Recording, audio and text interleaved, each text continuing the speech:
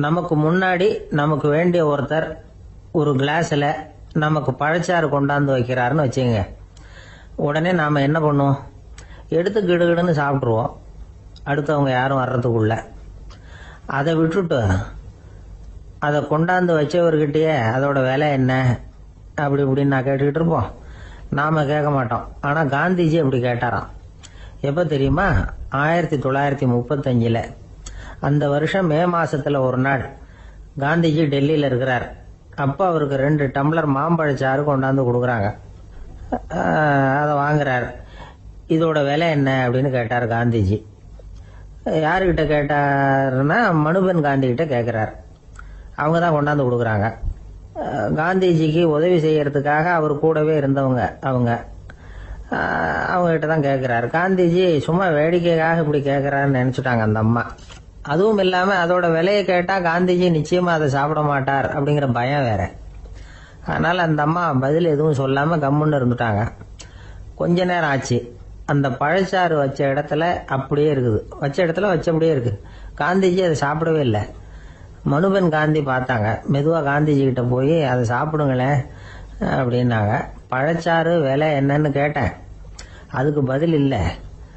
அது முதல் தப்பு. பதிலை எதிர்பார்த்திருந்தும் அதை பற்றி விசாரிக்கல. அது 2வது தப்பு. இப்படி 2 தப்புகளை பண்ணிவிட்டு என்கிட்ட வந்து இதை சாப்பிடுங்கன்னு சொன்னால் அது எப்படி அப்படின்னு கேட்டாராம் காந்திஜி. மனுபென் காந்தி என்ன சொல்றதுன்னு தெரியாமல் திகைச்சு போய் நின்றுக்கிட்டு இருந்தாங்க. காந்திஜி தொடர்ந்து சொன்னாராம். இப்போ என் முன்னாடி வச்சிருக்கிற இந்த பழச்சாறு விலை சுமாராக ஒரு ₹1/2 இருக்கும். அது அந்த காலத்து மதிப்பு. இந்த பழச்சாறு இல்லாமல் கூட என்னால் இருக்க முடியும். ஆனால் அவசியமான பொருள்களை வாங்கறதுக்கு கூட சக்தி இல்லாத மக்கள் இந்த நாட்டில் நிறைய பேர் இருக்கிறாங்க. அப்படி இருக்கிறப்போ எனக்கு என்னத்துக்கு இந்த விலை உயர்ந்த பானம்? இதை இப்போ நான் சாப்பிட்டா என் உடம்பு வேணும்னா ஆரோக்கியமாகலாம், ஆனால் என் மனசு அமைதி அடையாது. எனக்கு என்னுடைய உடல் ஆரோக்கியத்தை விட மன ஆரோக்கியம்தான் முக்கியம். அதனால் இதை நான் சாப்பிட மாட்டேன், எடுத்துகிட்டு போயிடு அப்படின்னாராம். அந்த சமயத்தில் ஒரு அகதி பொண்ணு 2 குழந்தைகளோட காந்திஜியை பார்க்கறதுக்காக வந்தது. வணக்கம் சொல்லிச்சு. காந்திஜி உடனே தனக்கு முன்னாடி இருந்த பழச்சாற்றை எடுத்து அந்த பொண்ணுகிட்டையும் குழந்தைகள்கிட்டையும் கொடுத்து சாப்பிட சொன்னார். அவங்க அதை வாங்கி ரொம்ப சந்தோஷத்தோடு சாப்பிட்டாங்களாம். அதை பார்த்த காந்திஜி முகத்தில் ஒரு புன்னகை, ஒரு பரவசம், ஒரு திருப்தி. அவர் மனசு நிறைஞ்சிருந்தது.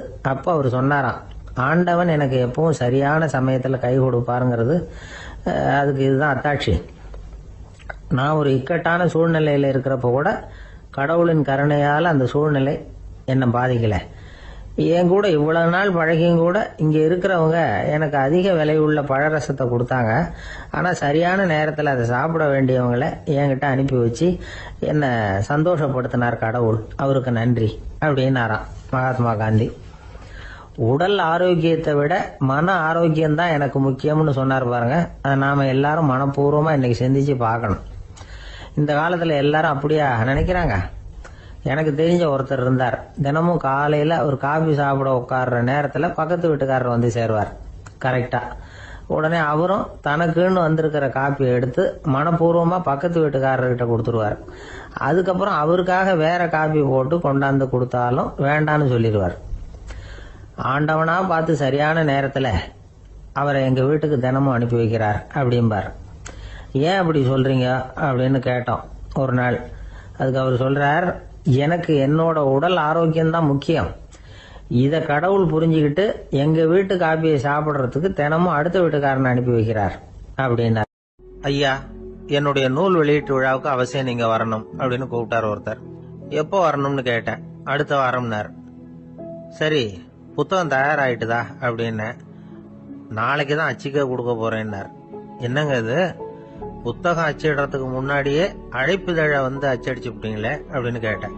அதனால என்னங்க, அந்த காலம் மாதிரியா போலாம். அச்சுக்கலை வந்து எவ்வளவோ முன்னேறியாச்சுங்க. Linotype, monotype, phototype, laser, இப்படி என்னென்னமோ வந்தாச்சு. இன்னைக்கு கொடுத்தா நாளைக்கே புத்தகம் தயார் அப்படின்னார். இப்படி இந்த அளவுக்கு முன்னேறி இருக்கிற இந்த அச்சுக்கலை ஆரம்பத்தில் எப்படி இருந்தது தெரியுமா? அந்த காலத்துல காகிதம்னா என்னன்னே தெரியாது. அப்படி ஒன்று கண்டுபிடிக்கப்படவே இல்லைப்போ. அப்பெல்லாம் எதையாவது ஒண்ணு எழுதணும்னா அதுக்கு ஆட்டு தோலை தான் பயன்படுத்தி இருக்கிறாங்க. கண்ணுக்குட்டி தோல் கூட அதுக்கு உபயோகப்பட்டுதான். ஐரோப்பாவில் இருந்த பாதிரியார்கள் தோல்ல எழுதப்பட்ட புத்தகத்தை தயாரிக்கிறதுல ரொம்ப கெட்டிக்காரங்களாம். எகிப்து, அப்புறம் மத்திய தரைக்கடல் ஓரத்துல உள்ள நாடுகள், இங்க எல்லாம் தோல் தான் எழுது பொருளா பயன்பட்டு வந்திருக்குது. ஆனா நம்ம நாட்டுல ஓலைச்சுவடிகளை எழுத்துக்கு பயன்படுத்தி இருக்கிறாங்க. எழுதுறதுக்கு தோலை பயன்படுத்தினவங்க பிறகு பேப்பரைஸ் அப்படிங்கிற கோரை புல்ல அதுக்கு பயன்படுத்தினாங்களாம். இதெல்லாம் அப்படி கொஞ்சம் கொஞ்சமா கண்டுபிடிச்சிட்டு வந்திருக்கிறாங்க. அந்த புல்லை கச்சிதமா நறுக்க வேண்டியது, நல்லா பதப்படுத்த வேண்டியது, அதுக்கப்புறம் அதுல எழுத வேண்டியது, அவ்வளவுதான். பேப்பருங்கிற சொல்லே இந்த பேப்பைரஸ் அப்படிங்கறதுல இருந்து வந்ததுதான். அதுக்கப்புறம் தான் காகிதம் வந்தது. இத முதல்ல சீன நாட்டில தான் கண்டுபிடிச்சாங்க. அது வந்த பிறகு அச்சு எந்திரம் கண்டுபிடிக்க வேண்டிய அவசியம் ஏற்பட்டது. அதை கண்டுபிடிச்சவர் ஜெர்மானிய அறிவியல் அறிஞர் ஜான் கூட்டன்பர்க். அச்சு கலைக்கு அடித்தளம் அமைச்சவர் அவர் தான். ஜெர்மனியில மெயின்ஸ் அப்படிங்கிற ஊர்ல 1399 பிறந்தார். அவரோட மாமன் ஒருத்தர் உலோக வேலையில வல்லவர். அவர்கிட்ட அந்த வேலையை கத்துக்கிட்டார். அதோட வைர கற்களை பட்டை தீட்டுறதுலயும் ரொம்ப தேர்ச்சி பெற்றிருந்தார். இளம் வயசுலயே சும்மா இருக்க மாட்டாராம். எதை செஞ்சாலும் அதை திறமையா செய்வாராம். அவர் தான் முதல்ல மர அச்சு எழுத்துக்களை உருவாக்கினார். அது மேல மை தடவி பிரதிகள் எடுத்தார். அதுக்கப்புறம் உலோக எழுத்துக்கள், முதல்ல காரியம், அப்புறம் இரும்பு, அப்புறம் கலப்பு உலோகம், பிறகு அச்சடிக்கிறதுக்கு எந்திரம் ஒன்னையும் உருவாக்கினார். முதல்ல பைபிள் அச்சடிச்சார். 1468 அவர் இறந்து போனார். 16ஆம் நூற்றாண்டுல மேலை நாடுகள்ல இருந்து மர எழுத்துக்களை கொண்டுகிட்டு தமிழ்நாட்டுல கிறிஸ்தவ நூல்களை அச்சிட்டாங்க. அப்பெல்லாம் அச்சகங்கள் போதிய அளவுக்கு இங்க இல்ல. அதுக்கு என்ன காரணம்னா, இந்தியர்கள் அச்சகங்களை நடத்தக்கூடாது அப்படின்னு சட்டம். 1835 வரைக்கும் அந்த சட்டம் நடைமுறையில இருந்தது. இந்த நிலைமையில அங்கேயும் இங்கேயுமா 1-2 அச்சகங்கள் ஆரம்பமாச்சு.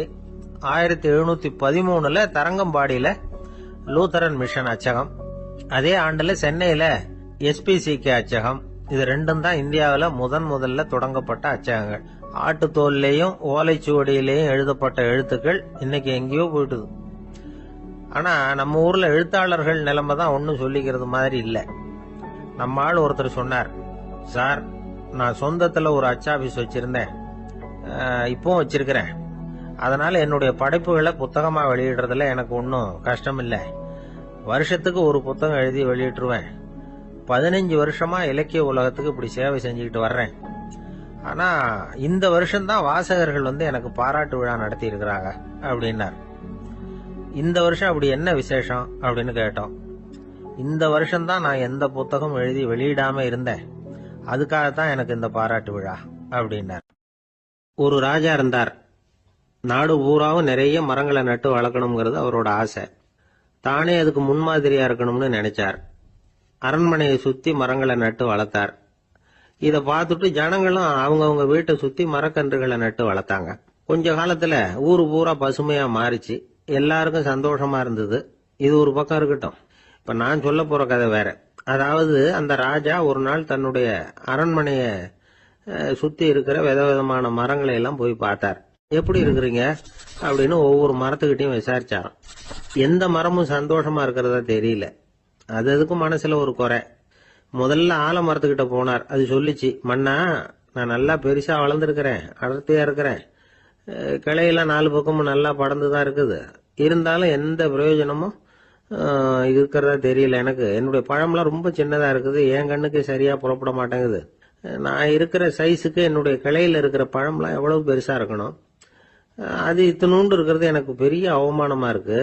இப்படி இங்க நின்றுகிட்டு இருக்கிறதே ரொம்ப கூச்சமா இருக்கு. ஒரு நல்ல புயல் வந்ததுன்னா பேசாம சாஞ்சு விடலாமான்னு பாக்குறேன் அப்படின்னு புலம்புது ஆலமரம். சரி இருக்கட்டும்னு நினைச்சுக்கிட்டு ராஜா அடுத்தபடியா ஒரு அத்தி மரத்துக்கிட்ட போனார். அதுவும் புலம்ப ஆரம்பிச்சுட்டுது.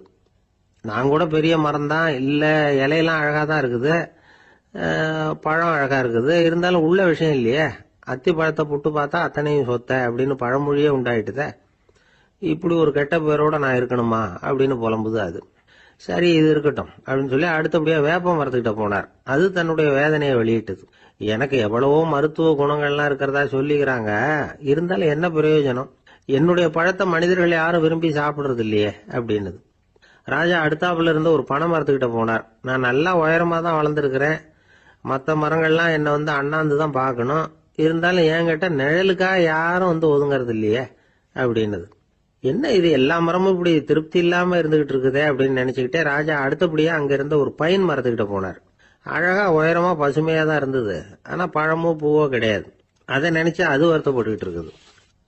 ஓக் மரம் அது ஒன்று நின்றுட்டு இருந்தது. அது என்ன சொல்லிச்சுன்னா, இலையுதிர் காலத்துல என் மேல இருக்கிற எல்லா இலைகளும் உதிர்ந்து போடுது, முடி கொட்டின மனிதர்கள் மாதிரி மொட்டையா நான் நிக்க வேண்டி இருக்குது, என்ன வாழ்க்கை இது அப்படின்னு சொல்லி அழுத்துக்கிட்டது. சரி, புளிய மரம் என்ன சொல்லுது பாப்போம்னு அதுகிட்ட போனா, என்னுடைய நிழல்ல யாருமே தங்க மாட்டாங்க, உடம்புக்கு சூடுன்னு ஒதுங்கி போயிடுவாங்க, அடிமரத்தை பாத்தீங்கன்னா பட்டையெல்லாம் உறிஞ்சி பாக்குறதுக்கே கேவலமா இருப்பேன் அப்படின்னுது அது. முருங்கை மரம் என்ன சொல்லிச்சு தெரியுமா, என்னுடைய இலை காயெல்லாம் சாப்பிட்றவங்களுக்கு சத்து கொடுக்கறது வாசம் தான், ஆனா என் உடம்புல சத்தே கிடையாது, கொஞ்சம் வேகமா காத்து அடிச்சதுன்னா முறிஞ்சு விழுந்துடுறேன், என்ன வாழ்க்கை இது அப்படின்னு சொல்லி அது வருத்தப்பட்டது.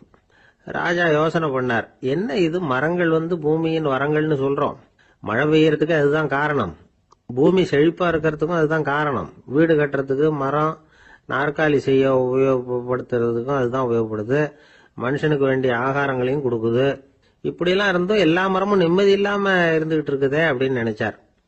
அப்போ அங்க இருந்த ஒரு மகிழ மரம் அவர் கண்ணுல பட்டது. அந்த மரம் மட்டும் கொஞ்சம் நிம்மதியா மகிழ்ச்சியா இருக்கிறது மாதிரி தெரிஞ்சுது. உடனே ராஜா அதுகிட்ட போனார். உனக்கு மனசுல எதுவும் குறை இல்லையான்னு கேட்டார். இல்ல, நான் சந்தோஷமா தான் இருக்கேன்னு அந்த மகிழ மரம். அப்படியான்னு ஆச்சரியமா கேட்டார் ராஜா. ஆமா மன்னா, இந்த இடத்துல நீங்க ஒரு முருங்கை மரத்தையோ வேப்ப மரத்தையோ கூட நட்டிருக்கலாம், ஆனா இந்த இடத்துல நடுறதுக்கு என்ன தேர்ந்தெடுத்திருக்கிறீங்க, அதுவே எனக்கு பெருமை, அதுவே எனக்கு திருப்தி அப்படின்னு தான் மகிழ மரம். மகிழ மரம் சாதாரணமா தான் இருக்கும், இளம் மஞ்சள் நிறத்துல பூக்கள், அது காய்ந்தும் மனம் வீசும். மகிழ மரம் மாதிரி மன திருப்தியோட வாழறதுக்கு நாம கத்துக்கணுமா. நாம இந்த உலகத்துல ஒரு நாயாவோ நரியாவோ கூட பிறந்திருக்கலாம், மனுஷனா பிறந்திருக்கிறோம், அதுவே பெருமை தானே. இந்த நிறைவு தான் மகிழ்ச்சியின் ரகசியம். ஒரு பையன் அப்பா கிட்ட போய், அப்பா நீங்க இந்த உலகத்துல ஒரு மனுஷனா பிறந்தது என்னோட அதிர்ஷ்டம் நானா. ஏண்டா அப்படி சொல்றேன்னு இருக்காரு அப்பா. நீங்க ஒரு கரடியா பிறந்திருந்தா இந்நேரம் நானும் ஒரு கரடி குட்டியா தானே இருந்திருப்பேன் அப்படின்னு நானா பையன். இந்த உலகத்துல நாம நல்லபடியா இருக்கணும்னா அதுக்கு முக்கியமா தேவைப்படுறது ரெண்டு, ஒன்னு செல்வம், இன்னொன்னு அறிவு. சரி, இது ரெண்டுல சிறந்தது எது அப்படின்னு ஒரு கேள்வி கேட்டா என்ன பதில் சொல்றது? இதே கேள்விய ஹஸ்ரத் அலி அவர்கள் கிட்ட கேட்டாங்களாம். அவர் ஒரு பெரிய அறிஞர். கேள்வி கேட்டவங்களும் சாதாரண ஆட்கள் இல்லை, இவங்களும் அறிஞர்கள். ஒரு நாள் ஹஸ்ரத் அலி அவர்கள்கிட்ட 10 அறிஞர்கள் வந்தாங்களாம். ஐயா, நாங்க 10 பேரும் உங்ககிட்ட ஒரே கேள்வியை தான் கேட்க வந்திருக்கிறோம், ஆனா எங்க 10 பேருக்கும் நீங்க தனித்தனியா பதில் சொல்ல முடியுமா அப்படின்னு கேட்டிருக்காங்க. அதாவது அவங்க ஒரே கேள்விக்கு இவர்கிட்ட இருந்து 10 விதமான பதில் எதிர்பார்க்கறாங்க. சரி கேளுங்க, என்ன கேள்வி அப்படின்னாரு அவர். அப்பதான் அவங்க கேட்டாங்களாம், செல்வம் அறிவு இது ரெண்டுல சிறந்தது எது, இதுதான் கேள்வி. ஹஸ்ரத் அலி என்ன பண்ணார் தெரியுமா, அவங்கள ஒவ்வொருத்தரா கூப்பிட்டார், ஒவ்வொரு விதமான பதில சொல்லி அனுப்புனார்.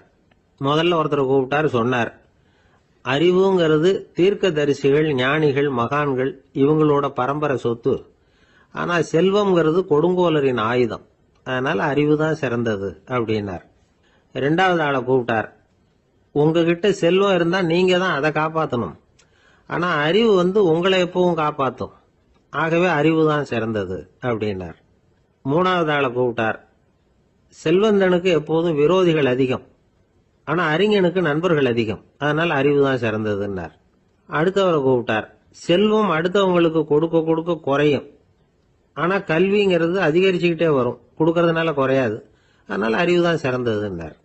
இன்னொருத்தரை கூப்பிட்டார், அறிவுள்ளவன் எப்பவும் அதை அடுத்தவங்களுக்கு வாரி வழங்கிக்கிட்டே இருப்பான், அதனால அவங்ககிட்ட தாராளத்தன்மை இருக்கும், ஆனா செல்வந்தன் கிட்ட கஞ்சத்தனம் தான் இருக்கும், அதனால அறிவு தான் சிறந்ததுன்னார்.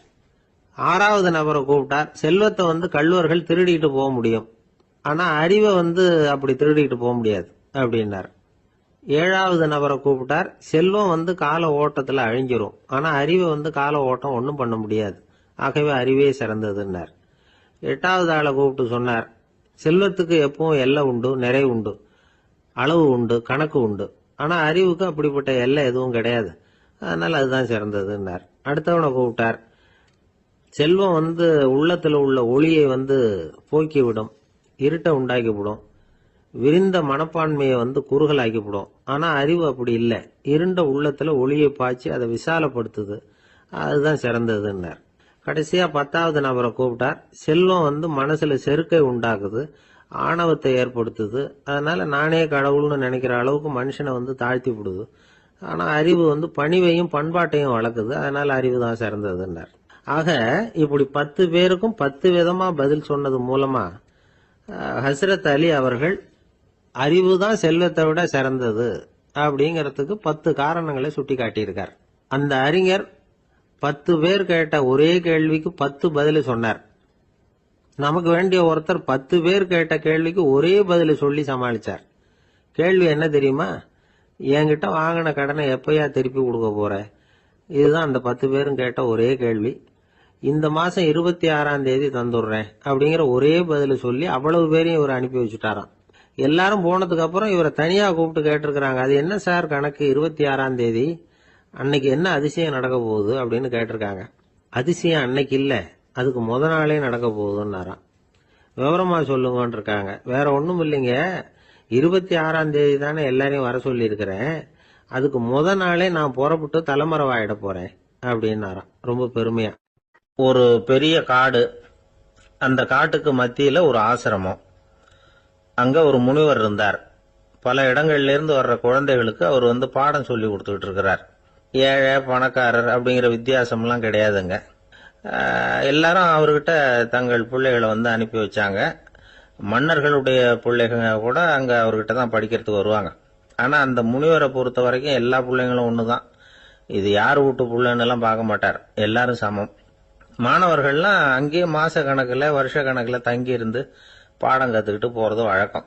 அவரா பார்த்து போன்னு சொல்ற வரைக்கும் அங்கேயே இருக்கணும், படிக்கணும். குருகுல வாசம். ஒரு சமயம் ஒரு ராஜகுமாரனும் அவர்கிட்ட படிச்சுக்கிட்டு இருந்தான். அவனுக்கு ஒரு 15 வயசு இருக்கும்.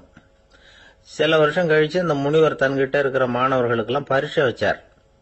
அவங்களுடைய அறிவு முதிர்ச்சியை கணிக்கிறதுக்காக பல சோதனைகள்லாம் வச்சார். ஒவ்வொருத்தரா பார்த்து இனிமே நீங்க உங்க வீட்டுக்கு போகலாம் அப்படின்னு சொல்லி அனுப்பி வச்சுக்கிட்டு இருக்கிறார். எல்லாரும் போயிட்டாங்க. கடைசியா மிஞ்சி இருந்தது ஒரே ஒரு மாணவன். அவனை மட்டும் வீட்டுக்கு அனுப்பல. யார் அந்த பையன் தெரியுமா? அவன்தான் அந்த ராஜகுமாரன். ராஜகுமாரனுடைய தந்தைக்கு, அதுதான் அந்த ராஜாவுக்கு, அங்க வயசு ஏறிக்கிட்டே போகுது. என்ன இது, படிக்க போன பையன் இன்னும் திரும்பி வரலையே அப்படின்னு நினைச்சார். வந்துட்டா சீக்கிரமா அவனுக்கு பட்டம் கட்டிவிட்டு நாம விலகிக்கலாமே அப்படின்னு நினைச்சாரு. கல்யாணம் வேற பண்ணி பார்க்கணும் பையனுக்கு. ஆனா பையன் வர்ற வழியை காணும். ராஜா பார்த்தார். சரி நேர்லயே போய் என்னன்னு தெரிஞ்சிட்டு வந்துருவோம் அப்படின்னு காட்டுக்கு புறப்பட்டார். அங்க போய் முனிவரை பார்த்தார். முனிவர் இவரை அன்பா வரவேற்று உட்கார வச்சார். அதுக்கப்புறம் ராஜா மெதுவா, எல்லாரையும் வீட்டுக்கு அனுப்பி வச்சுட்டீங்களாமே, ஏன் புள்ளைய மட்டும் அப்படின்னு சொல்லி மெதுவா இழுத்தார். முனிவர் இதுக்கு உடனே பதில் சொல்லல. ராஜாவை கூப்பிட்டுட்டு போய் விருந்தினர் குடிசையில தங்க வச்சார். அதுக்கப்புறம் சொன்னார், உங்க மகன் எல்லா பாடங்கள்லயும் முதல் இடம் வாங்கியிருக்கான். இப்படி முதலாவதா வர்ற மாணவனுக்கு நாங்க இன்னொரு தேர்வு வைக்கிறது வழக்கம். அதுலயும் அவன் முதலாவதா வந்துட்டான்னா அவன் ஒரு பெரிய வித்வான் அப்படிங்கிற கௌரவத்தை அடைஞ்சிருவான் அப்படின்னார். அதாவது முனிவர் அப்படி சொல்றார். அப்படி சொல்லிவிட்டு போயிட்டார் அவரு. ராஜா அங்கேயே தங்கிட்டார். ராத்திரி படுத்து தூங்கினார். காலையில எழுந்திருச்சு அந்த குடிசைக்கு வெளியில வந்தார் பல்லு விளக்கறதுக்காக. அந்த சமயத்துல தூரத்துல ஒருத்தன் ஒரு கையில கோடாலிய வச்சுக்கிட்டு தலையில ஒரு பெரிய விறகு கட்டை சுமந்துக்கிட்டு வந்துகிட்டு இருக்கிறது மாதிரி தெரிஞ்சது. யாராவது விறகு வெட்டியா இருக்கும் அப்படின்னு நினைச்சார் ராஜா. கிட்ட வந்ததும் உத்து பாக்குறாரு. பார்த்தா அது தன்னோட புள்ள. திகைச்சு போயிட்டார். என்ன இது, ஒரு ராஜகுமாரனை கூட இது மாதிரி வேலையெல்லாம் செய்ய சொல்றாங்களே அப்படின்னு நினைச்சார். ராஜகுமாரன் விறகு கட்டை கொண்டுகிட்டு போய் கொல்லை பக்கம் வச்சான். அந்த சமயம் முனிவர் அங்க வந்தார். என்ன மகனே, விறகு வெட்டிட்டு வந்துட்டியா? சரி, இப்போ ஒரு துடைப்பத்தை எடுத்துக்கோ, விருந்தினர் குடிசையின் வாசல் பக்கத்தை கூட்டி பெருக்கி சுத்தம் பண்ணு போ அப்படின்னார். அப்படியே செய்யறேன் குருவே அப்படின்னு சொல்லிவிட்டு போனான். சுத்தம் பண்ண ஆரம்பிச்சுட்டான். ராஜா பார்த்தார் இத. உடனே ஓடியாந்தார். மகனே, என்ன காரியம் பண்ற? துடப்பத்தை கீழே போடுனார். இப்ப அந்த ராஜகுமாரன் சொல்றான், தந்தையே, இது என்னுடைய குருதேவரோட உத்தரவு. இங்க நான் ஒரு மாணவன். இங்க அரசனும் ஒண்ணுதான், ஆண்டியும் ஒண்ணுதான். குருதேவர் சொல்றத மறுக்காம செய்யறது தான் எங்க கடமை அப்படின்னா. இந்த சமயம் முனிவர் அங்க வந்தார். இவனை முதுகுல தட்டி கொடுத்தார். அப்புறம் ராஜா கிட்ட சொன்னார், அரசே, உங்க புள்ள எங்க கடைசி தேர்வுலையும் வெற்றி பெற்றுட்டான். பணிவுதான் மாணவர்களின் மிக உயர்ந்த குணம். குருநாதர் சொல்றது மனசுக்கு பிடிக்கலன்னா கூட மறுக்காம செய்யணும். அப்படி செய்யறதுனால எதை செய்யலாம், எதை செய்யக்கூடாது அப்படிங்கிற விவேகம் அவங்களுக்கு வந்துடும். செய்யக்கூடாதத கூட பெரியவங்க சொல்லிவிட்டா செஞ்சுதான் ஆகணும் அப்படிங்கிற பணிவு அவங்களுக்கு வந்துடும். இந்த குணம் வந்துட்டுதுன்னா அவங்க எத்தனை கடினமான வேலையா இருந்தா கூட ரொம்ப சுலபமா செஞ்சு முடிச்சிருவாங்க. தூக்கத்திலேயும் அப்புறம் துக்கத்திலேயும் தோண்டு போட மாட்டாங்க. இந்த பணிவும் விவேகமும் அவங்க கிட்ட மன உறுதியை ஏற்படுத்தும். அந்த உறுதி உங்க பையனுக்கு வந்தாச்சு. இனிமே அவனை நீங்க அழைச்சிட்டு போகலாம். அவன் நிச்சயமா பேரும் புகழும் பெறுவான் அப்படின்னாரு. ராஜா அவரை பார்த்து, குருதேவா, புரிஞ்சுக்கிட்டேன், என்னை மன்னிக்கணும் அப்படின்னாரு. அதுக்கப்புறம் மகனை அழைச்சிக்கிட்டு நாட்டுக்கு திரும்பி வந்துட்டார். இந்த கதைய இன்று ஒரு தகவல்ல சொல்லுங்க சார், உங்க நிகழ்ச்சியில சொல்லுங்க சார் அப்படின்னு சொல்லி மாணவர்கள் கேட்டா, பணிவா இருக்கிறது எப்படி அப்படிங்கறத புரிஞ்சுக்குவாங்க அப்படின்னு சொன்னார் ஒருத்தர். சரி சொல்லுவோம், அதுக்கு முன்னாடி நேர்லயே ஒரு பையன்கிட்ட சொல்லி பார்க்கலாமே அப்படின்னு தோணுச்சு. உடனே ஒரு பையனை கூப்பிட்டோம். ஏன்பா, உங்க வாத்தியார் உனக்கு இது மாதிரி ஒரு பரீட்சை வச்சா என்ன பண்ணுவேன் அப்படின்னு கேட்டோம். நானும் அப்படிதான் சார் நடந்துக்குவேன், விறகு வெட்டுவேன், தொடப்பத்தினால கூட்டி சுத்தம் பண்ணுவேன், உடனே செஞ்சு முடிச்சிருவேன் சார் அப்படின்னா. பலே பரவாயில்லையே அப்படின்னோம். ஆமா சார், அப்படி செஞ்சாதானே வீட்டுக்கு அனுப்புவார், இல்லைன்னா இன்னொரு வருஷம் இங்கே இருந்து படின்னு சொல்லி விடுவாரு, அதனால அப்படி செய்வேன் அப்படிங்கிறான் அந்த பையன். காலை நேரம், கடற்கரை ஓரம், காலை வீசிக்கிட்டு கையை வீசிக்கிட்டு ஏதோ சண்டைக்கு போற சிப்பாய் மாதிரி எல்லாரும் நடந்து போயிட்டு இருக்கிறாங்க. நடைப்பயிற்சி. அதுல நமக்கு தெரிஞ்ச ஒருத்தர் எதிரில் வந்தார் ரொம்ப வேகமா. என்ன சார் வாக்கிங்க அப்படின்னு கேட்டோம். அவரால் ஆமாம்னு பதில் சொல்ல முடியல, அவ்வளவு கஷ்டம். மூச்சு விடுறதுக்கே வாயை திறந்து திறந்து மூடிட்டு இருக்கிறார். எங்க பேசுறது? கொஞ்சம் நின்று நிதானிச்சு மூச்சு விட்டுட்டு அதுக்கப்புறம் சொன்னார் ஆமா அப்படின்னு. என்ன சார் இவ்வளவு வேகம்னு? உங்க பேச்ச கேட்டுட்டு தான் சார் நடக்க ஆரம்பிச்சோம். நீங்க தான் அடிக்கடி சொல்லிட்டு இருந்தீங்க நடக்கிறது நல்லதுன்னு. அன்னையிலேருந்து ஆரம்பிச்சுட்டேன், ஆனால் ரொம்ப கஷ்டமா இருக்குது சார். இப்ப பாருங்க, உங்ககிட்ட சுலபமா பேசக்கூட முடியல, மூச்சு வாங்குது, உடம்பு கூட வலிக்கிறது மாதிரி இருக்கு அப்படின்னு அவர் பாட்டுக்கு பேச ஆரம்பிச்சுட்டார். உங்களை யாரு சார் இவ்வளவு வேகமா நடக்க சொன்னது? வேகத்தை குறைங்க, மெதுவா நடங்க அப்படின்னோம். நீங்க நடக்கிறதுனால என்னென்ன சௌகரியம்னு அன்னைக்கு சொன்னீங்களே தவிர சௌகரியமா நடக்கிறது எப்படின்னு சொல்லலையே அப்படின்னாரு அவர். இன்னமும் லேசா மூச்சு வாங்கிட்டே சொன்னா கூட இவர் சொல்றதுலயும் ஒரு நியாயம் இருக்கு. அதனால இந்த நடைப்பயிற்சி பண்றவங்க கவனிக்க வேண்டிய சில முக்கியமான குறிப்புகள் இருக்கு. அது என்னென்னங்கிறத அவங்க தெரிஞ்சுக்கணும். அது தெரிஞ்சு வச்சுக்கிறது நல்லது. இதெல்லாம் மருத்துவ நிபுணர்கள் சொல்ற குறிப்புகள். அவங்க என்ன சொல்றாங்க தெரியுமா? உங்க வயசு 40க்கு மேலையா? உங்க எடை இருக்க வேண்டியதை விட 10 கிலோ அதிகமா இருக்குதா? நீங்க புகை பிடிக்கிறவரா? இதய நோய், ரத்த நாள நோய், உயர் ரத்த அழுத்தம் இப்படி ஏதாவது உங்களுக்கு உண்டா? அப்படின்னா நீங்க உங்க இஷ்டத்துக்கு வரிஞ்சு கட்டிக்கிட்டு நடைப்பயிற்சி பண்ண ஆரம்பிச்சிடாதீங்க. முதல்ல ஒரு மருத்துவ பரிசோதனை பண்ணிக்கோங்க, அதுதான் நல்லது அப்படின்னு அவங்க சொல்றாங்க. நடக்கிறப்போ, உடற்பயிற்சி செய்யறப்போ மார்பு பகுதியில அல்லது வேற எங்கேயாவது தொடர்ந்து வலி இருந்ததுன்னா பயிற்சியை நிறுத்தி விட்டு டாக்டரை போய் பார்க்கணும். நடைப்பயிற்சி பண்றப்போ உங்க சக்திக்கு தகுந்த மாதிரி மெதுவா அதிக கஷ்டம் இல்லாம முன்னேறலாம். அங்க என்ன போட்டியா வைக்கிறாங்க? முந்திக்கிட்டு போய் என்ன பண்ண போறோம்? பரிசா வாங்க போறோம். அதனால நிதானம் அவசியம் அப்படிங்கறது அவங்க ஆலோசனை. தொந்தரவு கொடுக்காத ஷூ, ட்ரெஸ் இதுகளை உபயோகப்படுத்துங்க. பாதத்துல ஆடு தசை இருக்குல்ல, அங்க ஏதாவது பிரச்சனை இருந்ததுன்னா டாக்டரை பாருங்க. இந்த பாதத்துல வலி வரும் அந்த இடத்துல. வெயில் காலமா இருந்தா தலைக்கு தொப்பி வச்சுக்கோங்க. பனியில நடந்தாலும் அப்படித்தான், தலையை பத்திரமா பாத்துக்குங்க. நம்ம கிட்ட ஏதோ கொஞ்சம் உருப்படியா தெரியறது அதுதானே. உடற்பயிற்சிக்கு முன்னாடி பின்னாடி பயிற்சி செய்யறப்போ நிறைய தண்ணி குடிக்கலாமா. முதல் 1 மாசத்துக்கு கொஞ்சம் தளர்த்தியா சாவகாசமா நடக்கலாம். மணிக்கு 3 அல்லது 4 கிலோமீட்டர் வேகம்னு வச்சுங்களேன். அதுக்கப்புறம் வேகத்தை அதிகப்படுத்தலாம். மணிக்கு 6 அல்லது 8 கிலோமீட்டர் அளவுக்கு நடக்கலாம். நல்லா கையை வீசிக்கிட்டு நடக்கணும். மூச்சு விடுற எண்ணிக்கை அதிகரிக்கணும். இது மாதிரி ஒரு 30 நிமிஷம் நடக்கலாம். தனியா நடந்து போறதுக்கு உங்களுக்கு என்னமோ மாதிரி இருக்குதா? கூட யாரையாவது சேர்த்துக்குங்க, ஒரு குரூப்பா சேர்ந்து போகலாம். நடக்கிறதுங்கிறத ஒரு சந்தோஷமான சமாச்சாரமா ஆக்கிக்கணும். தினம் இப்படி நடக்க வேண்டி இருக்குதே அப்படின்னு புலம்பிக்கிட்டே போகக்கூடாது. சில பேர் நடக்கிறப்போ கடந்த காலத்தை அசை போட்டுக்கிட்டே போவாங்க, சில பேர் வருங்காலத்தை அசை போட்டுக்கிட்டே போவாங்க, சில பேர் முக்கியமான திட்டம்லாம் இப்படி நடக்கிறப்பதான் தீர்மானம் பண்ணுவாங்க. நடக்கிறதுனால மன இறுக்கம் குறையுது, பரபரப்பு குறையுது, மன ஆற்றல் பெருகுது, தன்னம்பிக்கை வளருது, முதுமை தள்ளி போகுது, செயல்திறன் அதிகரிக்குது. இதை தவிர உடம்புக்கும் பல விதமான சௌகரியங்கள் ஏற்படுது. அதனால இதுவரைக்கும் நடக்க ஆரம்பிக்காதவங்க இனிமே இந்த குறிப்புகளை கவனத்தில் வச்சுக்கிட்டு நடக்க ஆரம்பிச்சுடலாம்.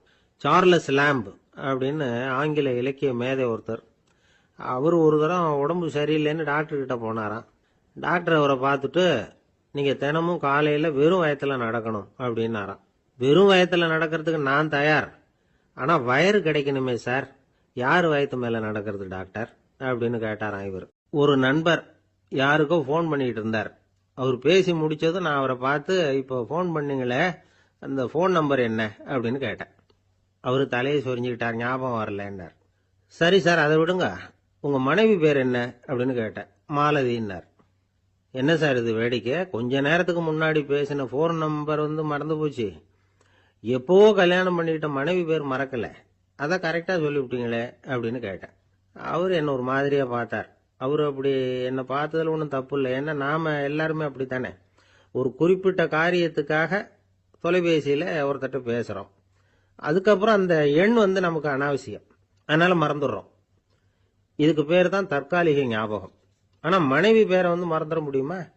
முடியாது. அது அவசியமான ஒண்ணு. அடிக்கடி அந்த பேரை உபயோகப்படுத்துறோம், அதனாலேயும் அது முக்கியங்கிறதுனாலேயும் அதை மறக்கிறது இல்லை. இதுக்கு பேரு நிரந்தர ஞாபகம். சரி, இந்த தற்காலிக ஞாபகம், நிரந்தர ஞாபகம், இது ரெண்டு ஞாபக அளவுகளையும் கட்டுப்படுத்துறது எது அப்படின்னா மூளைக்குள்ள நடக்கிற மின்சார நடவடிக்கைகள் தான். தற்காலிக ஞாபகம் ஒரு மின்னல் மாதிரி தோன்றி மறையுது, நிரந்தர ஞாபகம் ஒரு படிவம் போல மூளையில படிஞ்சுடுது. ஒரு சம்பவத்தின் பல பிரதிகள் மூளையில பல்வேறு பகுதிகளிலேயும் படியறதுனால ஒன்னு மறைஞ்சாலும் மறந்தாலும் இன்னொன்னு மறையறதில்ல. இப்படிப்பட்ட நிலைமையில தான் இந்த தொண்டையில இருக்கு, வாயில வரமாட்டேங்குது சார் அப்படிமா. ஒருத்தருக்கு எந்த துறையில ஆர்வமும் ஈடுபாடும் அதிகமோ அது சம்பந்தமான ஞாபக சக்தி அதிகமா இருக்கும். தொழிலை விரும்புகிற ஒரு டெலிபோன் ஆபரேட்டருக்கு எண்கள்லாம் நல்ல ஞாபகம் இருக்கும். அது மாதிரி கவிஞர்களுக்கு வார்த்தைகள் நல்ல ஞாபகத்தில் இருக்கும். இது ஒரு பக்கம் இருந்தாலும் ஒரு மூளை எண்களை விட எழுத்துக்களை விட படங்களை ரொம்ப சுலபமா ஞாபகத்துல வச்சுக்குது. புரிஞ்சுக்கிற தன்மை, அனுபவம், புத்தி கூர்மை இது கூடி குறையறத பொறுத்து ஞாபக சக்தியும் ஏறும் இறங்கும். இப்ப உதாரணத்துக்கு ஒரு பையனுக்கு படிச்சது எதுவும் ஞாபகத்துல இல்லைன்னா அவன் அதை சரியா புரிஞ்சுக்கலன்னு அர்த்தம். இந்த மறதிங்கிறது எந்த சமயத்துல ஒரு பிரச்சனை ஆகுது தெரியுமா?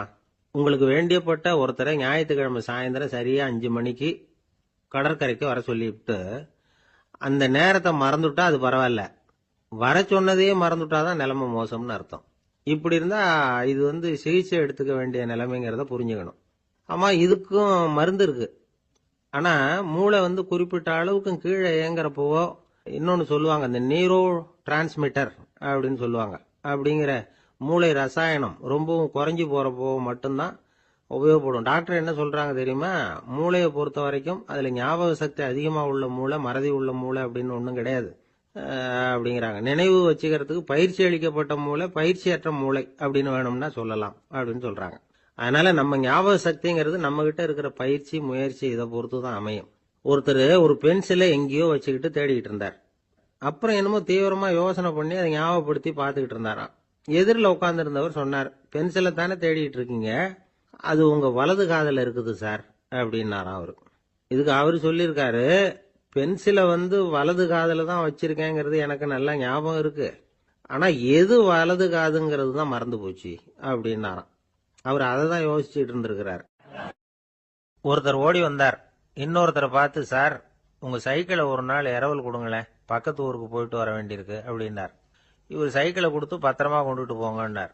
சார் இதை பத்திரமா கொண்டு போறேன், கவலையே வேணாம், ஏன்னா இது உங்களோட சைக்கிள் அப்படின்னு நான் நினைக்கல, என்னோட சைக்கிளா நினைக்கிறேன் அப்படின்னார். அதுக்கப்புறம் தான் இவருக்கு உண்மையாவே பயம் வந்துட்டுது. ஏன்னா அவர் சொன்னது மாதிரி அதை தன்னோட சைக்கிளாவே நினைச்சு தள்ளிட்டு போட்டா என்ன பண்றது? எது எதை நம்முடையதா நினைக்கணுங்கிறதுக்கு ஒரு வரையறை இருக்கு. சில பேர் ஆபீஸையே வீடா நினைச்சு விடுறது உண்டு. அப்படிப்பட்டவங்க கூட வீட்டை ஆபீஸா நினைக்கிறது இல்ல. ஏன்னா வீட்டில் இவர் ஆபீசரா நடந்துக்க முடியறதில்ல. இதெல்லாம் ஒரு பக்கம் இருக்கட்டும். இப்போ விஷயத்துக்கு வருவோம். பொறியியல் மேதை டாக்டர் விஸ்வேஸ்வரய்யா இருந்தார் இல்லையா, பாரத ரத்னா விருதெல்லாம் கொடுத்தாங்களே. ஆபீஸ் வேலை வேற, சொந்த வேலை வேற அப்படிங்கிறதுக்கு ஒரு உதாரணமா இருந்தவர் அவர். மைசூர் மகாராஜா கிட்ட திவானா இருந்தார். அவர் ஒரு நாள் அரசாங்க வேலை காரணமா வெளியூர் போயிருந்தார். ஹாசன்கிற ஊருக்கு பக்கத்துல ஒரு பயண மாளிகை, அங்க தங்கிவிட்டார். ராத்திரி அங்க தங்கி இருந்துட்டு விடிஞ்சதும் ஊருக்கு திரும்புறதாக திட்டம். ராத்திரி தூங்கறதுக்கு ரொம்ப நேரம் ஆயிட்டுது. ரொம்ப நேரம் வரைக்கும் அரசாங்க சம்பந்தப்பட்ட வேலைகளையே பார்த்துக்கிட்டு இருக்கிறார். அரசாங்க ஃபைல்கள் நிறைய இருந்தது. அதையெல்லாம் ஒவ்வொன்றா எடுத்தார், படிச்சு பார்த்தார், பரிசீலனை பண்ணார். அதில் எழுத வேண்டியதை எழுதினார், கையெழுத்து போட்டார். ஒரு வழியா அந்த வேலையெல்லாம் முடிஞ்சுது. அதுக்கப்புறம் என்ன பண்ணார்னா, தன்னுடைய சூட்கேஸை திறந்தார். அதிலிருந்து 2 மெழுகுவத்தியை எடுத்து கொளுத்தி வச்சார். அந்த பயண மாளிகையில அது வரைக்கும் எரிஞ்சுக்கிட்டு இருந்த மின்சார விளக்குகளை அணைச்சுட்டார். அதுக்கு பிறகு அந்த மெழுகுவத்தி வெளிச்சத்துல சில புத்தகங்களை தொடர்ந்து படிக்க ஆரம்பிச்சிட்டார்.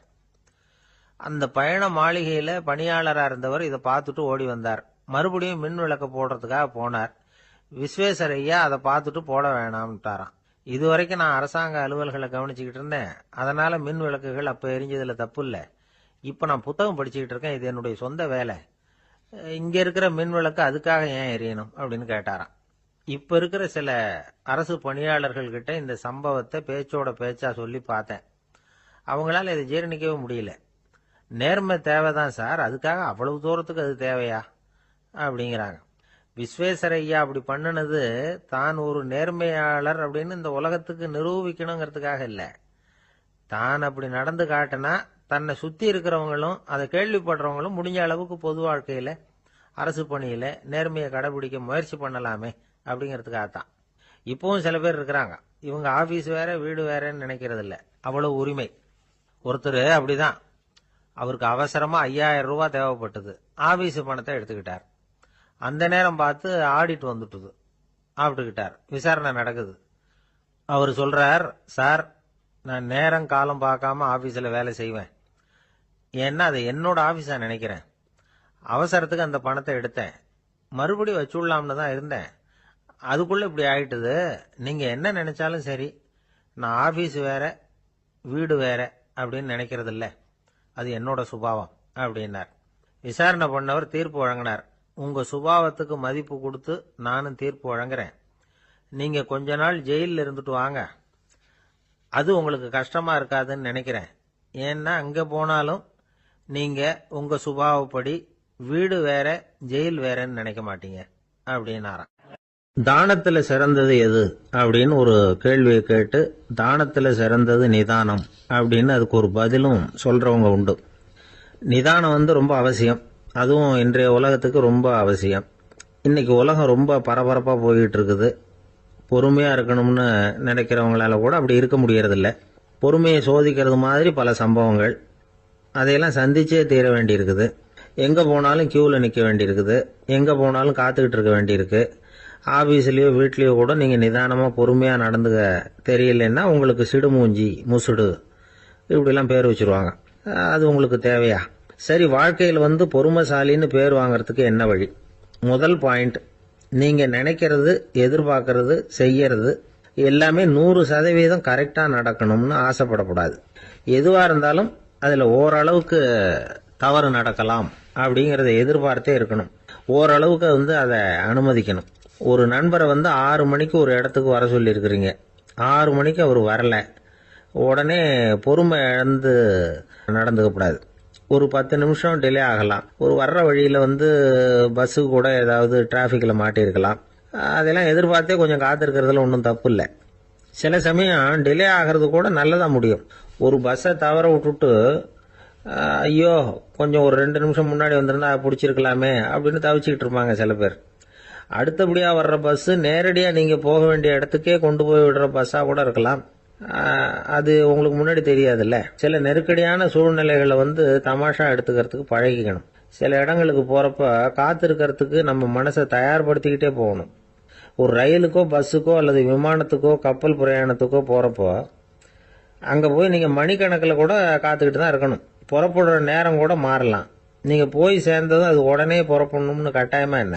அது மாதிரி சமயத்தில் படிக்கிறதுக்குன்னு சில சுவாரஸ்யமான புத்தகங்களையும் கையில் எடுத்துக்கலாம். உங்களை சுற்றி எவ்வளவோ சுவாரஸ்யமான சம்பவங்கள் நடந்துக்கிட்டு இருக்குதுல்ல, அதையெல்லாம் வேடிக்கை பாருங்க. எதுக்காக காத்துக்கிட்டு இருக்கிறோமோ அந்த காரியத்தில் உண்மையாகவே நமக்கு ஒரு அக்கறை இருந்தால் நமக்கு போர் அடிக்காது. சில கோயில்களில் பார்த்துருப்பீங்க, தரிசனத்துக்காக பக்தர்கள் நாள் கணக்கில் காத்துக்கிட்டு இருப்பாங்க. அவங்களெலாம் அழுத்துக்கிறது இல்லை. ஆண்டவனை தரிசிக்கணுங்கிற உண்மையான அக்கறை இருக்கிறதுனால அவங்களுக்கு போர் அடிக்கிறது இல்லை. ஆனால் சில சினிமா தியேட்டரில் கூட பார்க்கலாமே, சினிமா கியூ கூட அப்படிதான். சாயந்தரம் 6 மணி ஆட்டத்துக்கு காலம்பரம் 6 மணிக்கே போய் கூட காத்துக்கிட்டு இருப்பாங்க. அவங்களுக்கெல்லாம் போர் அடிக்காது, படம் பார்க்குற ஆர்வம். இன்னொரு முக்கியமான விஷயத்த நாம் பழக்கப்படுத்திக்கணும். லிவ் ஃபார் தி மூமெண்ட் அப்படிங்கிறாங்க நிபுணர்கள். ரொம்ப பேர் எப்படின்னா அடுத்தபடியாக நடக்க போகிற விஷயத்திலேயே கவனமாக இருப்பாங்க. அந்த நினைப்புலேயே இந்த நிமிஷத்தை பொறுமை இல்லாமல் கழிப்பாங்க. ஒருத்தர் இருக்கார், அவர் எப்படின்னா ஆஃபீஸ் முடியறதுக்குள்ளேயே சார் 5 மணிக்கெல்லாம் ரெடியாக இருங்க, நாம் அந்த ஹோட்டலில் போய் டிஃபன் சாப்பிட்ணும் அப்படின்னு 4 மணிலேருந்து சொல்லிகிட்டு இருப்பார். 4:55 பரபரப்பாக ஓடி வருவார். 2 பேரும் புறப்படுவோம், ஹோட்டலுக்கு போவோம், சாப்பிட்டுக்கிட்டு இருப்போம். அப்படி சாப்பிட்டுட்டு இருக்கிறப்ப சார் சாப்பிட்டு முடிச்சது நேராக ஒரு ஜவுளி கடைக்கு போகிறோம் அப்படிம்பார். பரபரக்க சாப்பிட்டு முடிப்பார், புறப்படுவார். ஜவுளி கடையில் அவசரமாக சீக்கிரம் பில் போடுங்க சார், சினிமாவுக்கு நேரம் ஆகிடும்பார். சினிமா தியேட்டரில் உட்காந்து அடுத்தபடியாக எங்கே டின்னர் சாப்பிட்றதுன்னு யோசனை பண்ணிகிட்டு இருப்பார். ராத்திரி படுக்கையில் விழுந்ததுக்கு அப்புறமும் நாளைக்கு காலையில் எழுந்திரிச்சதும் அதை பண்ணணும் இதை பண்ணணும்னு திட்டம் போட்டுக்கிட்டே இருப்பார். அதாவது எப்பவும் அடுத்த நிமிஷம், அடுத்த நாள், அடுத்த வாரம், அடுத்த வருஷம், இதுதான் அவங்க சிந்தனை. இந்த நிமிஷம் என்ஜாய்மெண்ட்டை அவங்க இழந்துடுறாங்களாம். அதனால தான் வாழ்நாள் பூரா பொறுமையின்மை, அவஸ்தை, அல்லல். அதனால் நாம் எல்லாரும் வாழ்க்கையில் நிதானமாக இருக்கிறதுக்கு கற்றுக்கணுமா. அதுக்காக இந்த நிதானத்துக்கு வேறு விதமான அர்த்தம் பண்ணிக்கக்கூடாது. ஒருத்தர் அப்படித்தான் ஒரு தடவை அவருடைய குதிரை காணாமல் போயிட்டு தான். அதுக்காக அவர் கவலைப்படல, நிம்மதியாக இருந்தார், சந்தோஷமாக இருந்தார். என்ன சார் இது, உங்கள் குதிரை திருட்டு போயிட்டுதுங்கிறீங்க, நீங்கள் கவலைப்படாமல் இருக்கிறீங்களே அப்படின்னு கேட்டாங்களாம். அதுக்கு அவர் சொல்லியிருக்கார், நல்ல வேலை சார், கட்டியிருந்த குதிரை காணாமல் போயிருக்குது. நான் அது மேலே உட்காந்துருக்கிற சமயம் அது காணாமல் போயிருந்ததுன்னா, திருட்டு போயிருந்ததுன்னா நானும் சேர்ந்துல காணாமல் போயிருப்பேன் அப்படின்னாராம். எவ்வளவு நிதானமான ஆள் பாருங்க. திபேத் நாட்டில் புத்த மடாலயங்கள் நிறைய உண்டு. அதுக்கு ஒரு தலைமையகமும் உண்டு. அது இந்த திபேத் தலைநகரம் லாசாவில் இருக்குது. ரொம்ப காலத்துக்கு அப்பால் அதை பற்றியெல்லாம் நிறைய விவரங்கள் எழுதி வச்சிருக்கிறாங்க. அது இப்போவும் நமக்கு கிடைக்குது. அதாவது ரொம்ப தூரத்துக்கு அந்தாண்ட மலைகளுக்கு நடுவில் ஒரு கிளை மடாலயம். அந்த மடத்தின் தலைவருக்கு வயசாயிட்டு தான். அதனால் தலைமை பொறுப்பை வேற ஒருத்தர்கிட்ட ஒப்படைக்கலாம் அப்படின்னு முடிவு பண்ணாராம். உடனே ஒரு லாமாவை கூப்பிட்டார். அவர் மூலமாக தலைமை மடாலயத்துக்கு செய்தி அனுப்புனார், பொருத்தமான வாரிசு ஒருத்தரை அனுப்பி வைக்கும்படியாக. அந்த வாலிப லாமா புறப்பட்டார். காடு மேடெல்லாம் நடந்து போறார். ரொம்ப நாள் கழிச்சு தலைமை பீடத்தை அடைஞ்சார். தலைமை குரு கிட்ட விவரத்தை சொன்னார். தகுதியான ஒருத்தரை அனுப்பி வச்சா அழைச்சிட்டு போறேன் அப்படின்னார். சரி, நாளைக்கு காலையில் நீங்கள் அவங்க எல்லாரையும் அழைச்சிட்டு போகலாம்னார் அவர். அவங்க எல்லாரையுமா? அங்கே தேவைப்படுறது ஒருத்தர் தானே அப்படின்னார் இவர். ஆமான்னார். அப்புறம் ஏன் எல்லாரையும் அழைச்சிட்டு போக சொல்கிறீங்கன்னார். அது இப்போ உனக்கு புரியாது. நான் ஒரு 100 பிக்குகளை அனுப்புகிறேன், அதாவது பிட்சுகளை. அவ்வளவு பேரையும் அங்கே வச்சு சமாளிக்க முடியாது அப்படின்னாரு இவர். இருந்தாலும் இப்போ அந்த தலைமை குரு என்ன சொன்னார்னா, அதை பற்றி கவலைப்படாத, நான் 100 பேரை அனுப்புகிறேன்.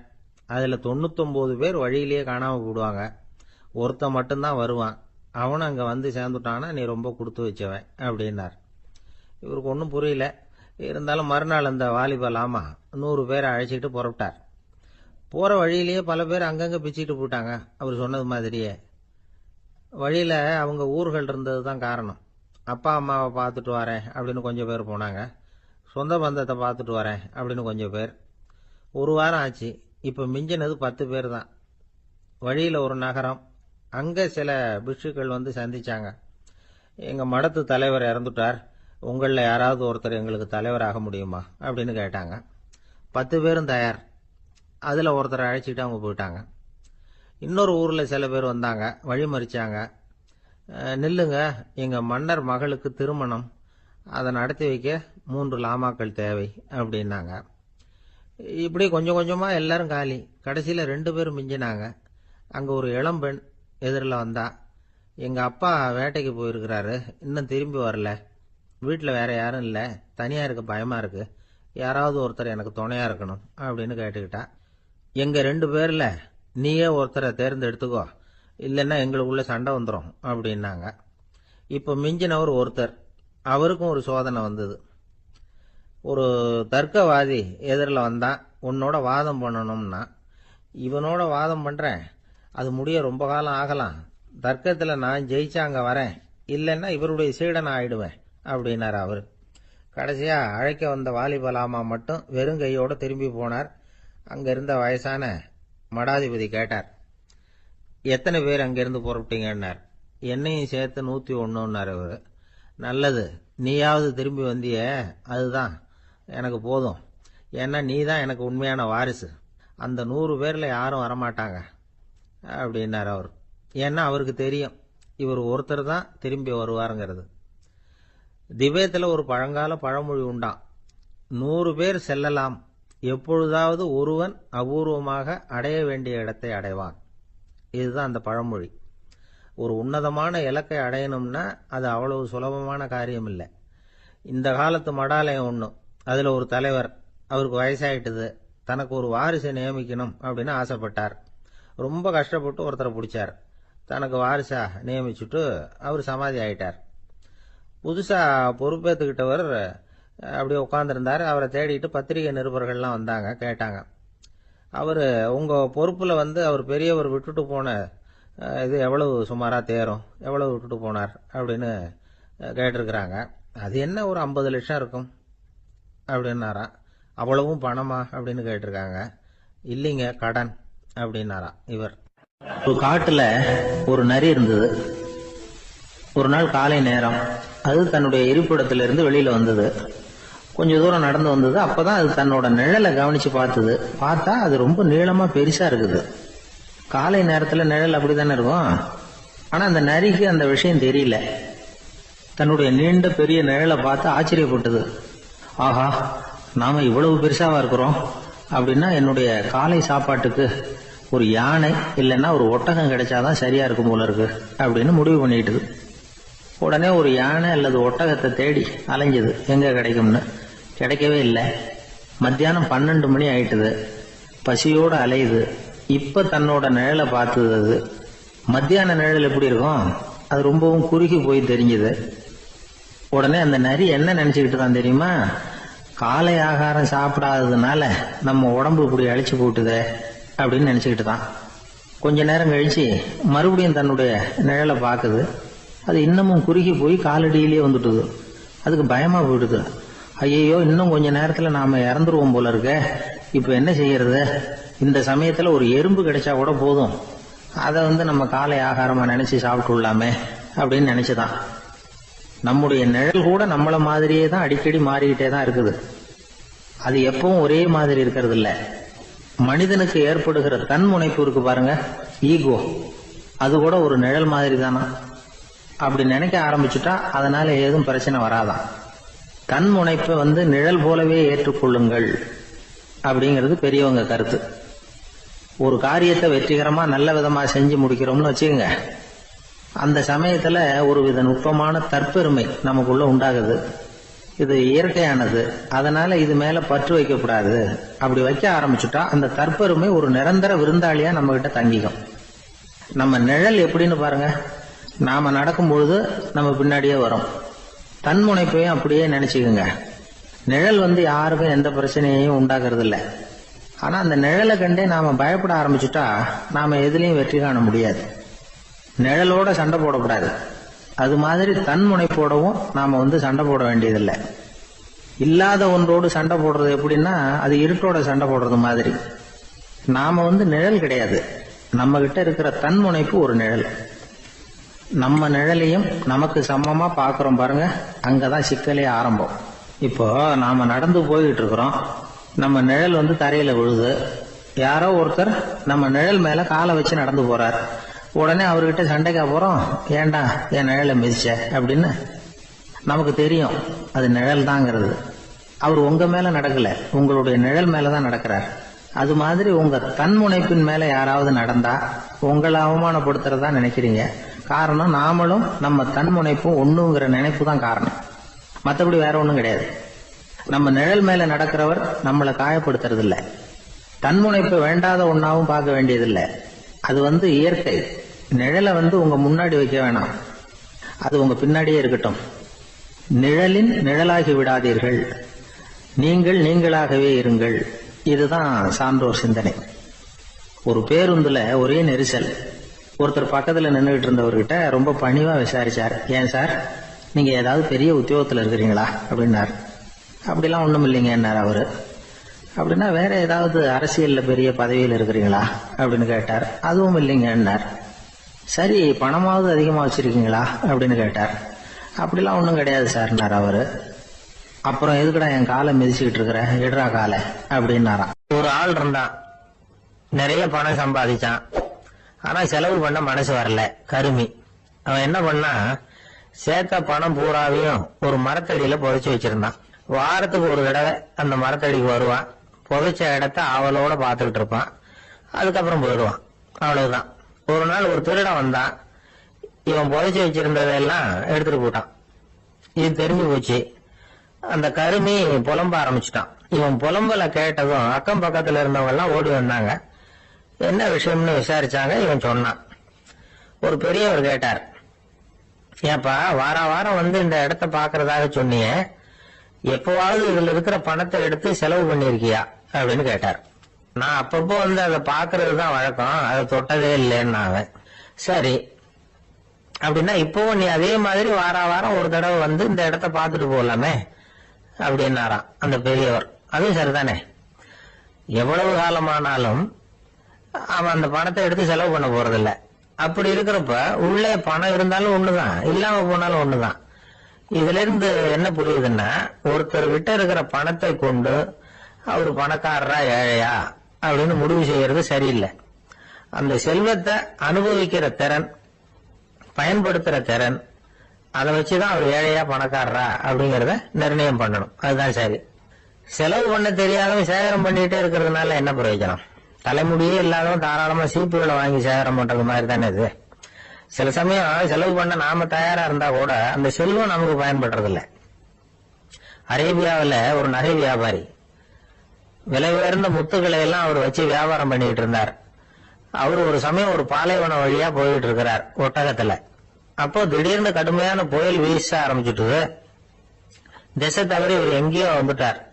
கூட வந்தவங்களையும் காணல, எங்க போனாங்களும் தெரியல.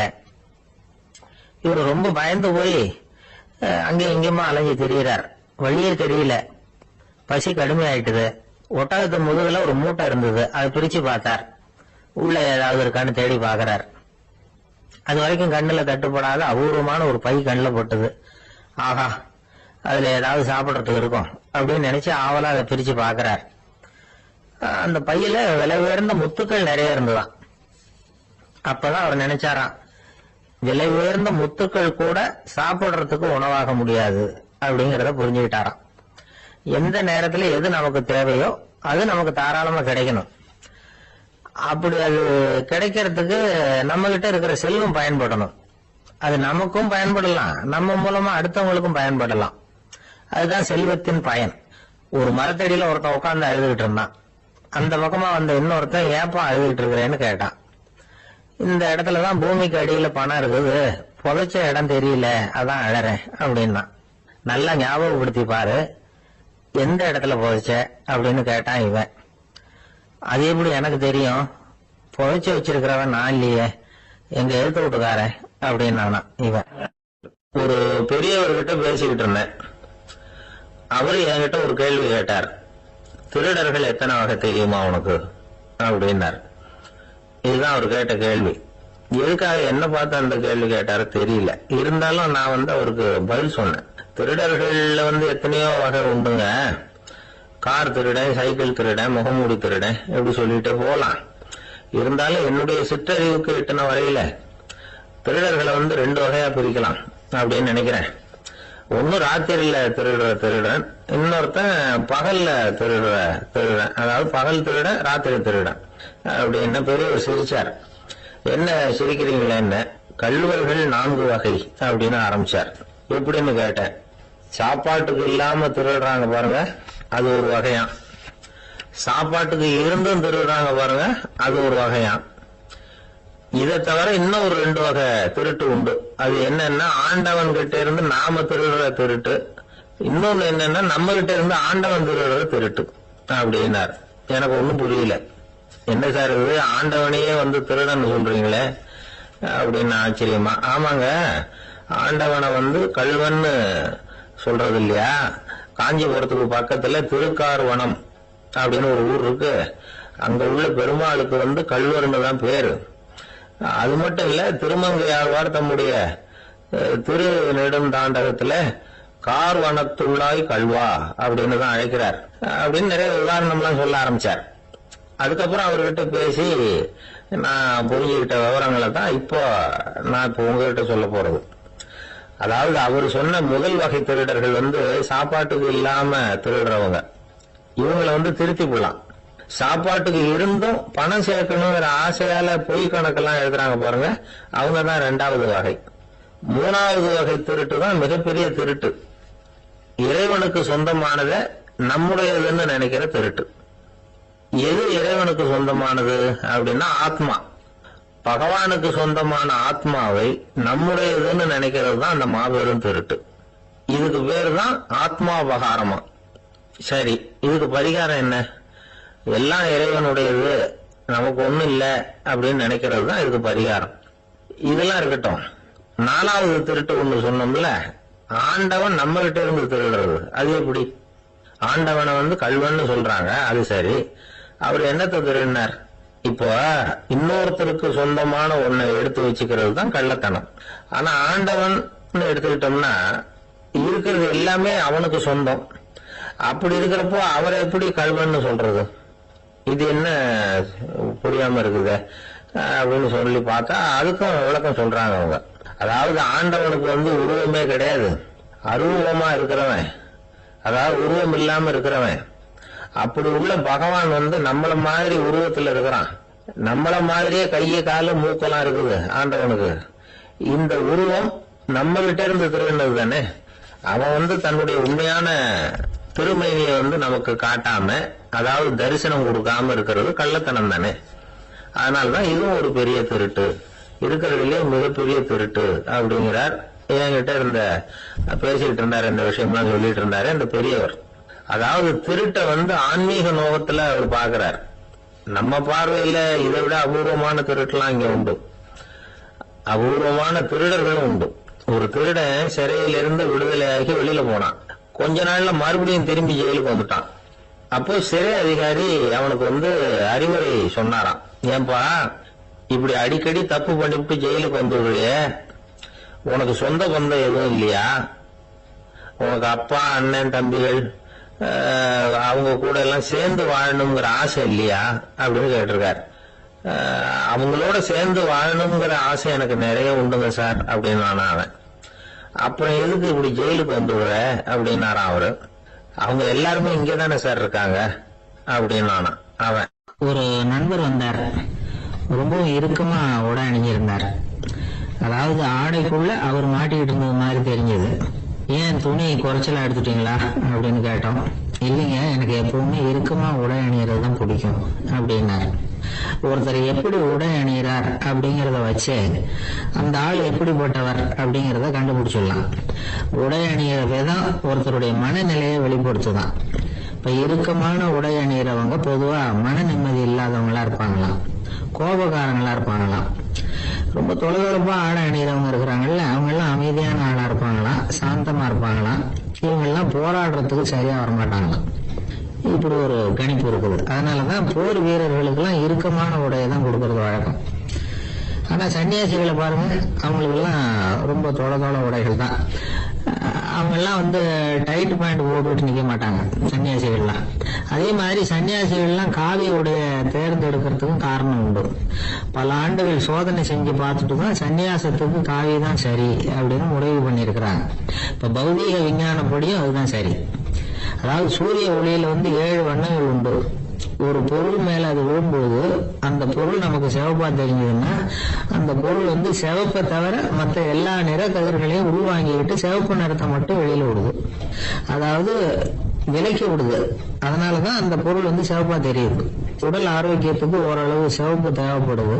அதனாலதான் காவி உடை அணிஞ்சா சூரிய ஒளி ஓரளவு சிவப்பு விலகிப்படும். அதாவது சிவப்பின் பலனும் கிடைக்கும், இந்த சிவப்பின் கெடுதலும் இல்லை அப்படின்னு யோசனை பண்ணாங்க. காவி உதய வேளையின் நிறம். கீழ் வானத்துல கதிர் உதிக்கிற வேளையில முதல் ஒளி தோன்றுகிற நேரத்துல காவி நிறம் தான் கசியும். தியானம் செய்யறப்ப முதல்ல காணக்கூடிய ஒளி காவி நிறம் தான். தியானத்தின் உச்ச நிலையின் நிறம் நீலம். தியானம் காவி நிறத்துல ஆரம்பமாகி நீல நிறத்துல நிறைவடைகிறது அப்படிங்கிறார் ஓஷோ. நீலம் தியான சிகரம், காவி தியான ஆரம்ப குறியீடு, ஒரு சன்னியாசியின் ஆரம்ப தரிசனம் அப்படிங்கிறார் அவர். ஒருத்தர் நாள் பூரா காவி உடைய அணிஞ்சிருந்தா அந்த நிறம் அவருக்கு தியானத்தை பற்றிய நினைவை ஊட்டிக்கிட்டே இருக்கும். இப்படியே ஆடைக்கும் தியானத்துக்கும் இடையில ஒரு தொடர் ஏற்படுது. ஒரு துறவியின் உள்ளார்ந்த பண்பா அது மாறுது. கடை வீதியில ஒரு பொருள் வாங்க போறோம், அது மறந்துடக்கூடாதுங்கிறதுக்காக ஞாபகம் முடிச்சு போட்டுக்கிறோம். அந்த முடிச்சுக்கும் பொருளுக்கும் தொடர்பு இல்லை. ஆனா கடை வீதிக்கு போன உடனே அந்த முடிச்சு அந்த பொருளை ஞாபகப்படுத்துது. அதாவது அந்த முடிச்சு ஒரு தொடர்பு அம்சமா அமையுது. அது மாதிரிதான் காவி உடையும். ஒரு துறவி நடக்கும்போது, சாப்பிடும்போது, குளிக்கும்போது அவருடைய காவி உடை அவருக்கு ஞாபகப்படுத்திக்கிட்டே இருக்கும். அது ஒரு நிலைப்படுத்தப்பட்ட நினைவாக ஞாபகம் முடிச்சாக மாறிடுது. காவி ஆடை இல்லைன்னா ஒருத்தரால துறவியாக முடியாதுன்னு அர்த்தம் இல்லை. அதே நேரத்துல காவி ஆடையால ஒன்னும் பிரயோஜனம் இல்லை, அதுல ஒன்னும் அர்த்தம் இல்லை அப்படின்னு சொல்லிட முடியாது. இதுதான் உண்மை. இவ்வளவு தூரம் காவி ஆடையை பத்தி சொல்றதுனால எல்லாரும் சன்னியாசியா போடுவோம் அப்படின்னு நாம சொல்றதாக யாரும் நினைச்சிடக்கூடாது. மனசுக்கும் நிறத்துக்கும் உள்ள சம்பந்தத்தை தெரிஞ்சுக்கிறதுக்காக தான் இவ்வளவு. நமக்கு தெரிஞ்ச நண்பர் ஒருத்தர் இருக்கிறார், ஆபீஸ்ல வேலை பார்க்கிறவர். ஒவ்வொரு மாசமும் 20ஆம் தேதிக்கு பிறகு அவர் போய் பாத்தீங்கன்னா காவி உடை அணிஞ்சுக்கிட்டு, கண்ணை மூடிக்கிட்டு, கை ரெண்டையும் விரிச்சு வச்சுக்கிட்டு தியானத்திலேயே உட்காந்துருப்பாரு. ஏன் இப்படி பண்றீங்கன்னு கேட்டேன். அதாவது 20ஆம் தேதிக்கு பிறகு என் கையில ஒரு பைசா கூட கிடையாது, ஒரு சன்னியாசி லெவல்ல இருக்கிறேன், என்கிட்ட எதுவும் செலவுக்கு கேட்காத அப்படின்னு என் மனைவிக்கு நான் சூக்கா உணர்த்துறதுக்காக அப்படி உட்காந்துருப்பேன் அப்படின்னு விளக்கம் கொடுக்கிறார் அவர். ஒரு சிகை அலங்கார கூடம், ரொம்ப சுறுசுறுப்பா எல்லாரும் வேலை செஞ்சிட்டு இருக்கிறாங்க. முடி வெட்டிக்க வந்திருக்கிறவங்க நிறைய பேர், எல்லாரும் வரிசையா உட்காந்துருக்கிறாங்க. அந்த சமயத்துல திடீர்னு கதவை திறந்துகிட்டு ஒருத்தர் உள்ள வர்றாரு. அவரு ஒரு பெரிய மனிதர், அவரும் முடி வெட்டிக்கிறதுக்காக தான் உள்ள வந்திருக்கிறாரு. அவரை பார்த்த உடனே எங்க வரிசையில உட்காந்துருந்தவங்க எல்லாரும் எழுந்திரிச்சு அவர்கிட்ட வந்துட்டாங்க. அவரை சுத்தி நின்றுட்டாங்க. எப்படி இருக்கிறீங்க, நல்லா இருக்கீங்களா அப்படின்னு விசாரிக்க ஆரம்பிச்சுட்டாங்க. எல்லாம் முடிஞ்சதும் வந்தவர் கேட்டாரு, வரிசையில கடைசியா இருக்கிறவர் யார் அப்படின்னு கேட்டாரு. ஏன்னு கேட்டாங்க. நான் அதுக்கு அடுத்தபடியா உட்காரணும், அதுக்காக தான் கேட்கிறேன் அப்படின்னாரு. உடனே அங்க இருந்தவங்க எல்லாம் என்ன சொன்னாங்க தெரியுமா, நீங்க வரிசையில காத்திருக்க கூடாது, நீங்க அரசாங்கத்தின் தலைவர், உங்களுக்கு நேரம் முக்கியம், அதனால நீங்க முன்னாடி போங்க அப்படின்னு சொன்னாங்க. ஆனா அதை அவர் கேட்கல. தோழர்களே, உங்களுடைய கருத்துக்கு ரொம்ப நன்றி, எல்லாரும் வரிசையா தான் வரணும், அதுதான் முறை, வரிசையில வரணுங்கிற நடைமுறையை நானும் பின்பற்ற விரும்புறேன், நாம எல்லாரும் சமமானவர்கள் அப்படின்னார்.